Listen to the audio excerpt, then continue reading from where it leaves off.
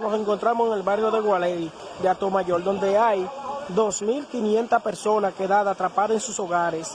Hay gente que no ha podido salir de sus hogares por cosas materiales, pero las cuales hay varias personas en varias casas. No se sabe si habrá ahogado.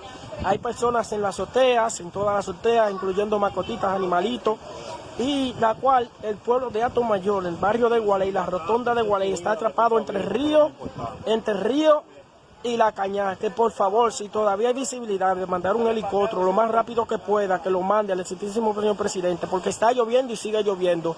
Y hay más de 2.500 personas. Vean la visualidad, es una segunda planta y ya está por la mitad. Por favor, miren. Eso es lo que hay, por favor.